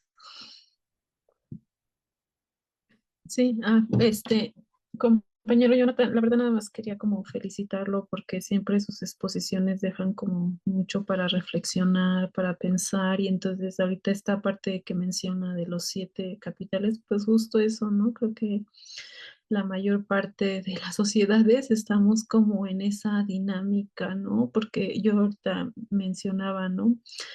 O sea, yo pensaba cómo hacer toda esta corriente marxista que justo hace el análisis, ¿no? De cómo el sometimiento o sea, cómo el capital nos somete a la sociedad o nos ha sometido históricamente, entonces cómo hacer, a lo mejor uno porque está en la academia o a lo mejor uno porque tiene esa aspiración, ¿no? de conocer de por qué vivimos así o esas inquietudes. Sin embargo, pues yo lo que veo en el día a día es que la mayor parte de la gente pues se encuentra como subsumida, alienada o nos encontramos así, ¿no? O sea, porque por ejemplo, en mi familia yo lo veo, ¿no? De que no, es que si no es esta marca, pues no. Y entonces como nos van metiendo esa idea, ¿no? Vacía, porque al final es vacía, ¿no? De que vales por lo que tienes y la verdad es que no es así, pero o sea, como hacer llegar como ese pensamiento crítico marxista a la gente que, digo, si no está en la academia o no tiene esa como inquietud, ¿no? De cuestionarse la situación, la vida, el día a día, del por qué, o sea, cómo hacer, cómo hacer llegar, cómo despertar como esa conciencia, ¿no? Esa conciencia crítica de, pues, de todo es, o sea, de por qué vivimos así, ¿no? Porque justo eso es un sistema de imposición, de que nos han hecho creer que pues así ha sido siempre. Entonces, pues no nada más felicitarlo, porque la verdad es que sí son muy didácticas las reflexiones, sus exposiciones, y pues sí, siempre es un deleite escucharlo. Muchas gracias.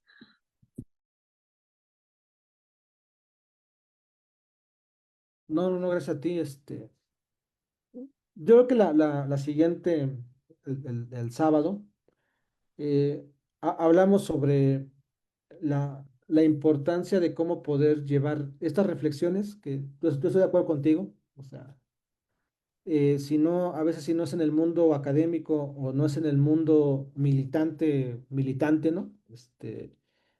Fuera son o sea, somos muy poco escuchados, todas y todos, ¿no? O sea, no significa que sepamos o no sepamos, ¿no? O sea, solamente con el interés de querer confrontar lo que se nos pone por parte de la burguesía, ¿no? O sea, el cuestionar los patrones de consumo, ¿no? Etcétera, etcétera, etcétera, eh, no somos escuchados, ¿no? Entonces, yo diría que tiene que ver con otra cosa, ¿no? Que hay que hacer otra cosa. Bueno, en lo particular, los que leemos un poco el Capital, ¿no? Tenemos otra cosa que hacer, ¿no? Y que no la hemos hecho. Específicamente, en este caso, yo asumo ese compromiso, y entonces pero yo creo que el sábado lo podríamos aterrizar un poco más en términos de cómo podemos llevar este conocimiento del plusvalor a la práctica, ¿no? Que eso sería lo más importante, ¿no? O sea, que la práctica, o sea, que pudiéramos llevarlo a la práctica social. Y no significa que nos vayamos y, no sé, y tomemos las plazas, que eso también es importante, o tomemos una fábrica, que también es importante, o no sé, le pongamos que sea un cerrojo a un banco, ¿no? Que también hay que hacerlo, yo diría, ¿no? Eh, sí hay que hacerlo, ¿no? Pero yo también considero que para poder llegar a ese tipo de procesos de movimientos sociales como las calles, etcétera, tenemos que primero encontrar compañeros y compañeras que nos puedan acompañar y que nos quieran acompañar. Y eso me parece que es muy importante saber cómo podemos encontrarlos. Y yo creo que pues, el Capital es un libro para proletarios que muchas veces nos olvida que es para proletarios, ¿no? Entonces nos quedamos en lo que Marx criticó permanentemente, otra vez, los que estudiamos el Capital. No digo que todos, ¿no? Pero regularmente los que estudiamos el Capital nos quedamos en la percepción de tratar de describir el mundo y nos olvidamos muchísimo de que hay que transformarlo. Y me refiero un poco a los profesores de economía política en la UNAM, en la Facultad de Economía de la UNAM. En la Facultad de Economía de la UNAM tenemos 5 economías políticas. Y de esos profesores que están en economía política, díganme cuántos salen en verdad a la calle a tratar de difundir este conocimiento con los trabajadores y las trabajadoras, ¿no? Se pierden. Condiciones también históricas que pasan ellos, por supuesto, no quiero culparlos, pero creo que eso es un problema general con nuestra doctrina. Bueno, nada más les voy a contar y concluyo, ¿no? Eh, la Facultad de Economía ya no quiere el capital, por ejemplo. O sea, los propios estudiantes que van a la economía se distancian permanentemente del capital. Y si por ellos fueran, no tendrían economías políticas. Entonces, eso quiere decir que los profesores que enseñan el capital están siendo rebasados por la ideología. Esto que comentaba la compañera Dulce, ¿no? O sea, o sea, imagínense, en el propio seno de donde tendríamos que estudiar a Marx, en el Capital, los propios estudiantes se están alejando. O sea, entonces sí hay un bombardeo muy fuerte, yo creo, ¿no? Pero me parece muy interesante el tema y yo lo dejaría como que en la próxima sesión le metemos más a fondo al acelerador en ese tema que me parece sumamente relevante, ¿no? Pero bueno, ahí la dejaría otra vez, ¿no? Sí, muchas gracias, porque justo eso, ¿no? O sea, como traducir todo esto, todo este conocimiento de Marx a términos cotidianos, ¿no? Que, o sea, que la gente lo vea. No, no sé cómo explicarlo, pero, o sea, sí, justo eso lo que comentaba. Gracias. Sí, bueno, como tratando de engancharlos para la próxima sesión, fíjense, un poco lo que podríamos platicar y lo que tendría yo pensado para platicar con ustedes.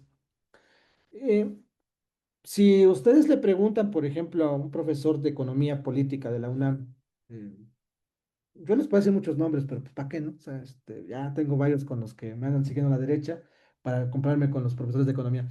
Y le preguntan a ustedes, oiga, profesor, ¿usted qué opina del lumperproletariado? El lumperproletariado. Y te van a decir, es reaccionario. O sea, el lumpen es reaccionario, ¿no? Y está más cerca de votar por el PAN y Hitler que por nosotros, ¿no? Lo cual, sí, tiene cierta característica. Y entonces yo comento, ¿no? ¿Cuál es uno de los sectores del lumpenproletariado más importantes que tenemos en México? ¿Les gustan los pepenadores, por ejemplo? Yo creería que los pepenadores se podrían ajustar, bueno, los pepenadores, si no están en México, porque creo que por ahí que hay un compañero o dos que creo que no son de México, pues son esas personas que recogen basura, pues son los basureros, pocas palabras, ¿no? Es lo más común. Entonces, yo estaba, de allá muchos lo conocen, pero lo quiero poner en el centro.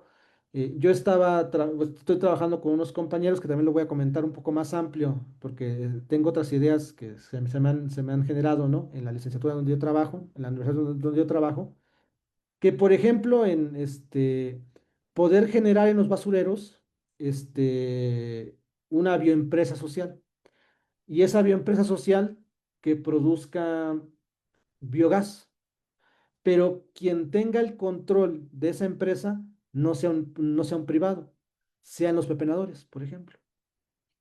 Entonces yo me preguntaría, si nosotros aplicamos teoría marxista, leninista, sobre cómo transformar una empresa capitalista a una empresa social, ¿no? En donde el fundamento sea el soviet, que el soviet no es otra cosa más que la asamblea, pero es una asamblea, ¿no? Y la asamblea es lo que va a originar lo que va a ser la empresa social, y esa asamblea van a ser los trabajadores, pero en este caso los trabajadores son los pepenadores. Mi pregunta sería, ¿no los podríamos acercar al marxismo, por ejemplo, demostrándoles que el marxismo les puede solucionar sus vidas? Y todo esto de dónde saldría? Pues otra vez, ¿no? Esa propuesta saldría del estudio del capital. O sea, tendríamos que derivar del capital esas hipótesis. Por poner un ejemplo, ¿no?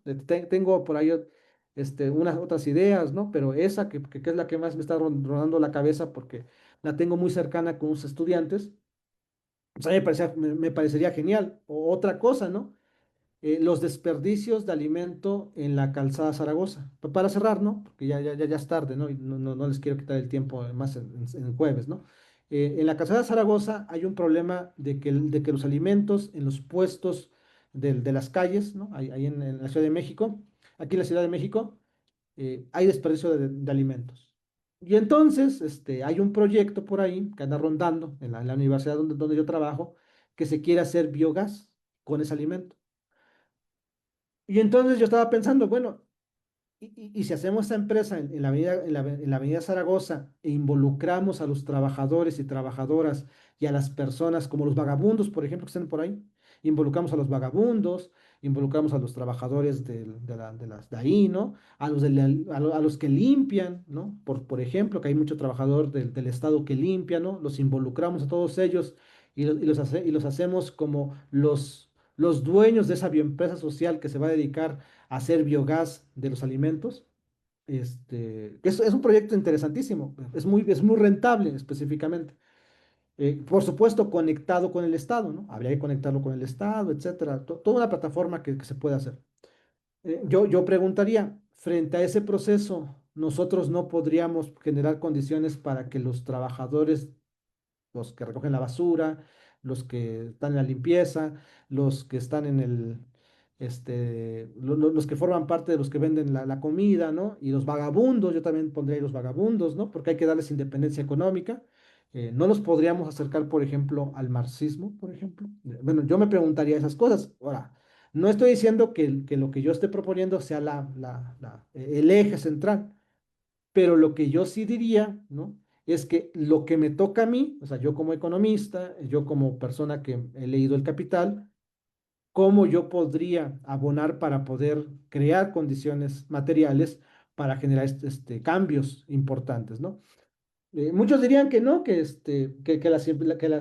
la consideración de las empresas sociales no es cierto, pero miren, en la Unión Soviética, ¿cómo se les conocían? Cooperativas. O sea, ustedes observen en la Unión Soviética toda la teoría de la cooperativa. En China y en Venezuela son las comunas. Lo que yo aquí estaría poniendo en el centro son las bioempresas sociales. ¿Por qué las bioempresas sociales? Y cerraría con eso, ¿no? Porque Claudia Sheinbaum, o sea, nosotros al final de cuentas aquí está, ¿no? O sea, Morena, o sea, no pertenecemos al partido, algunos somos simpatizantes, otros sí pertenecen, somos críticos, somos marxistas, ¿no? Pero, o sea, ¿cómo podríamos nosotros como personas que apoyamos el movimiento a darle mayor sentido hacia la izquierda? Pues tomando la agenda de la presidenta. Y la agenda de la presidenta es la agenda verde. Entonces, o sea, reflexionar muchísimo sobre la nueva forma de la empresa social, ¿no? Que es una teoría muy importante en la planificación económica marxista-leninista, y anteponerle el concepto de bioempresa. ¿Por qué bioempresa? Porque tenemos que buscar la biotecnología, lo que se va a conocer como la biotecnología. Entonces, bueno, todo eso, todo ese proceso, pues hay que discutirlo, por supuesto, pero yo diría, en pocas palabras, también hay un esfuerzo de nuestra parte, tiene que haber un esfuerzo de nuestra parte de poder garantizar en nuestra propuesta y en nuestra idea de ir más allá, de dar soluciones materiales a los trabajadores y a las trabajadoras que hoy están sufriendo, ¿no? O sea, decir, bueno, las 40 horas sí hay que apoyarlas, pero las 40 horas no van a solucionar el problema de fondo. Pues hay que ir más lejos, entonces hay que ir preparando una condensación una línea de propuestas para que los trabajadores se acerquen a nosotros y entonces vean al socialismo como una vía, como una vía factible, ¿no? Porque si tú vas con los trabajadores y dices, compañero, camarada, vámonos y vamos a hacer la revolución, ¿no? Y te van a decir, oye, sí, ¿y yo qué voy a ganar? No, pues el puro compromiso y el puro amor al arte. O sea, no vamos a ganar absolutamente nada, ¿no? Pero si nosotros llegamos con una propuesta factible en el territorio, que en el territorio, o sea, decir, a ver, ¿cuál es tu problema? Es y que podamos solucionar los problemas territoriales, ¿no? Desde el propio marxismo, creo que eso nos puede dar una ventaja también muy importante, que eso realmente es lo que nos tiene en desventaja con la socialdemocracia. O sea, la socialdemocracia tiene críticas, las que ustedes quieran y manden, pero tiene una ventaja sobre nosotros, que sí está impactando de manera positiva a nivel territorial, a nivel local. O sea, ustedes podríamos decir, no, pero pues es que pues, pintarle una barda no significa nada. Para ellos sí. Para ellos que te pinten una barda, que te pongan luz, les significa que es una cosa importante. Un bache, dice aquí Anaí, ¿no? Dice un bache, ¿no? Sí, por supuesto. Entonces nosotros tenemos que también dar esa lucha territorial local en donde tengamos de alguna manera que cambiar la vida de esas personas, ¿no? Ya les comentaré algunas cosas que yo he platicado con algunos compañeros de Venezuela, etcétera, pero también, por supuesto, a través de lo que ustedes crean necesario, que el capital atraviesa sus vidas, ¿no? Pero yo sí creo que además de hablar del capital y del plusvalor, tenemos que hablar cómo solucionar el problema, ¿no? Y sobre eso, bueno, pues la teoría de la planificación central es importantísima y de ahí derivaría la idea de poder hacer empresas sociales, ¿no? Que podrían ser cooperativas, comunas, etcétera, lo que ustedes quieran y manden, ¿no? Eso nos podríamos poner de acuerdo, pero es importante imaginarnos una red de empresas sociales muy importante que nos pueda ayudar a poder avanzar sobre ese terreno. Pero bueno, es lo que yo podría decir sobre esto que se comentó y la idea de vincular el capital, ¿no? con nuestra vida, ¿no? Con nuestra vida cotidiana, que también eso me parece que hace falta mucho, ¿no? Y resolver esos problemas, ¿no? Eso también, de una forma revolucionaria. Ahí la dejaría. Saludos. Hola, un detalle por todo lo que estás diciendo. Yo cuando veo esto, yo tengo problemas. Primero te voy a decir un poco de mi vida. A mí me tocó trabajar a nivel de gobierno en esa época con las tiendas del gobierno. Entonces me tocó el ISSSTE, Hacienda, el SCOP, la tesorería. Había hasta universidades, donde el Estado pues es el que participa, por ejemplo, el ISSSTE, y había muchos proyectos de carácter social. Y yo creo que antiguamente eran más sanos, como lo que actualmente se pretende hacer. Yo así lo entiendo, ¿no? O sea, el Estado, bueno, pues tiene que ser un Estado rector, más por otro lado dice Marx que el Estado es siempre Estado del capital. Entonces yo digo, pues ¿cómo le vamos a hacer? Y cuando haces, yo ya te había escuchado esto que tú estabas diciendo, hacer empresas, pero la simple palabra empresa ya está contaminada. Sí, cuando tú hablas de empresa estás funcionar dentro del estado del capital. Y entonces cuando yo pienso y me digo, bueno, ¿cuál es el papel de las instituciones? Entonces yo soy de la idea que pues lo que tenemos que cambiar, porque es la ideología, es la función de las instituciones.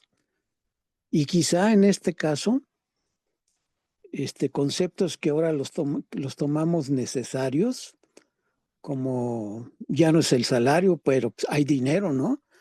Y la aportación de los recursos te lo da el propio sistema, aunque le digas cooperativa.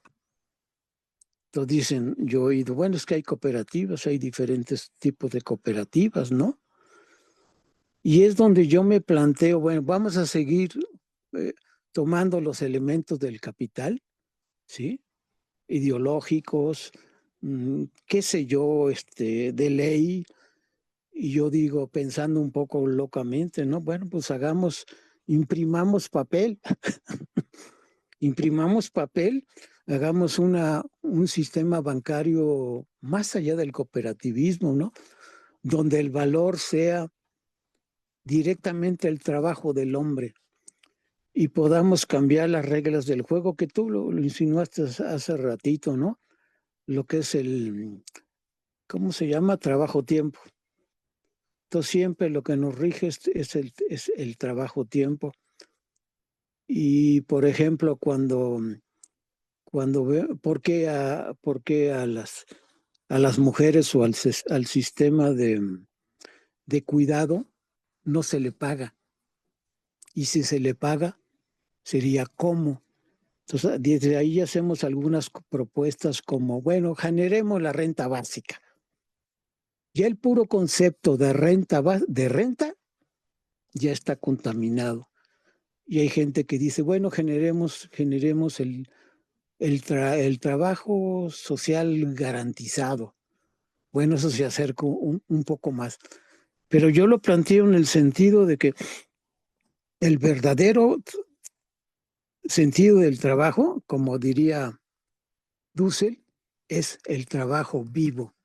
Y el trabajo vivo se presenta en cada momento.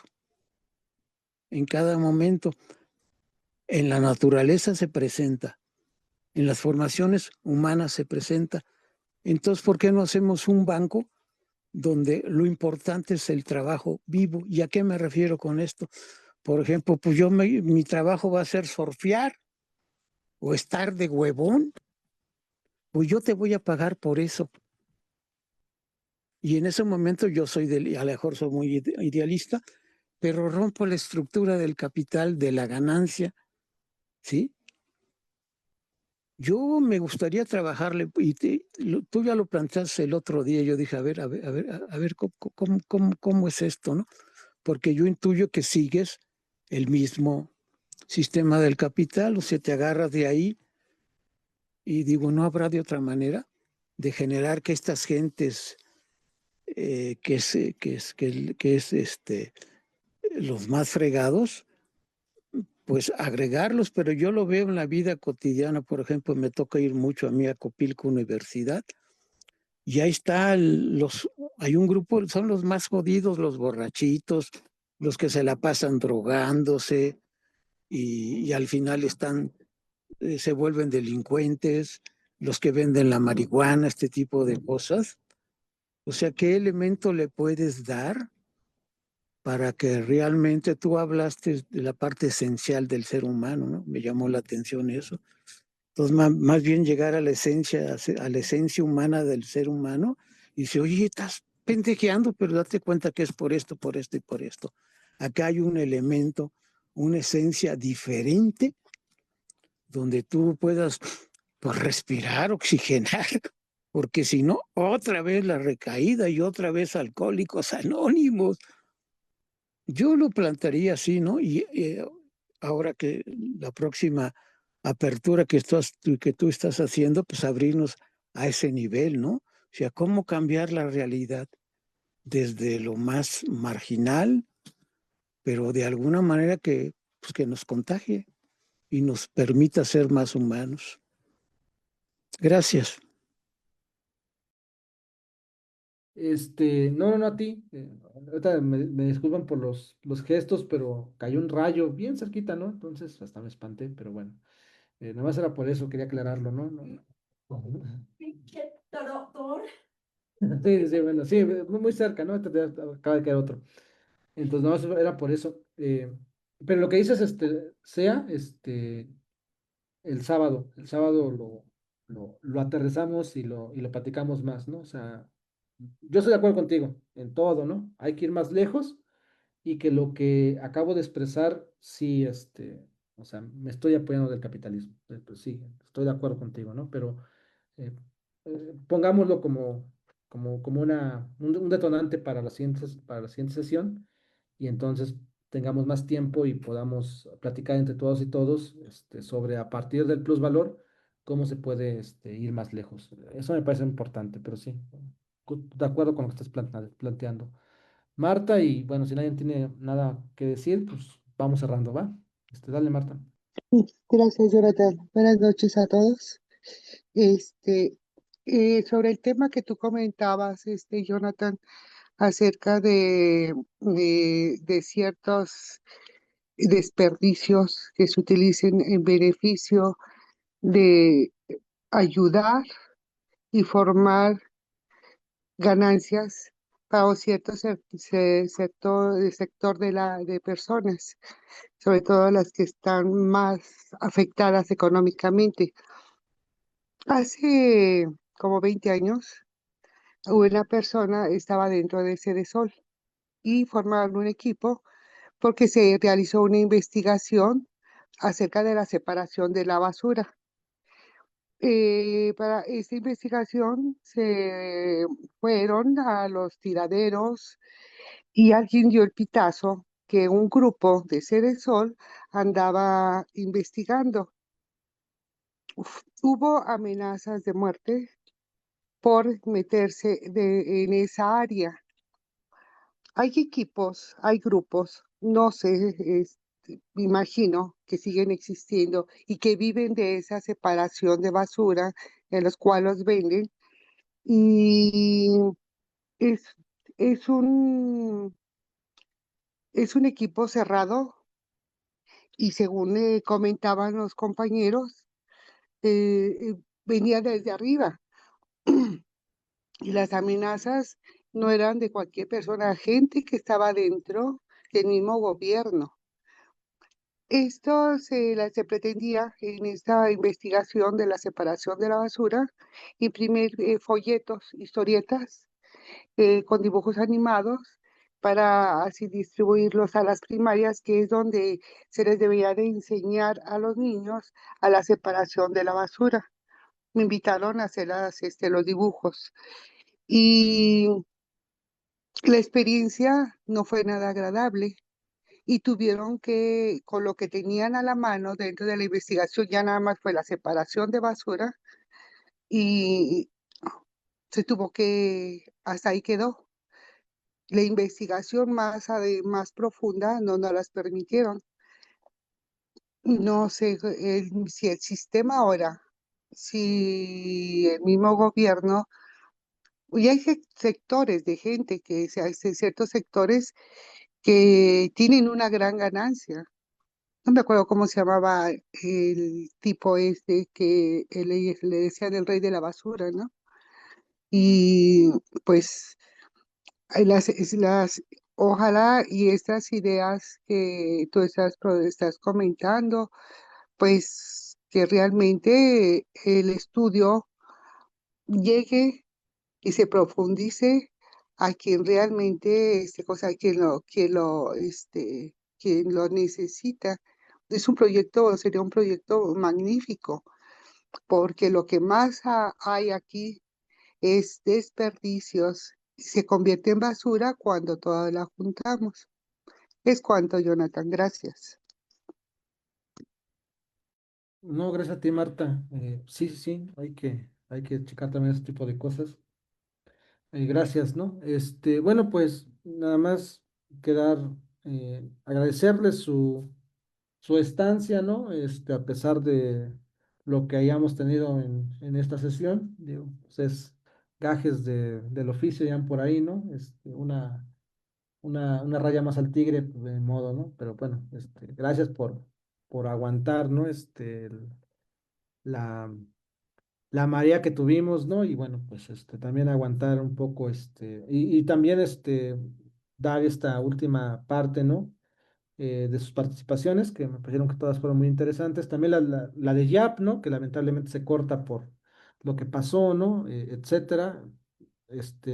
Y bueno, pues agradecerles y pues el sábado, invitarlos a que estén y que ojalá puedan participar activamente todas y todos, ¿no? Y podamos lograr hacer algunas conclusiones favorables para nosotros y llevarnos un aprendizaje significativo, le dicen algunas personas. Bueno, pues eso sería todo. Ahí le pasaría la estafeta a Edgar y bueno, saludos, camarones. Buenas noches, compañeros. Buenas noches, compañeros. Nos vemos el sábado. Buenas noches, Buenas compañeros. noches.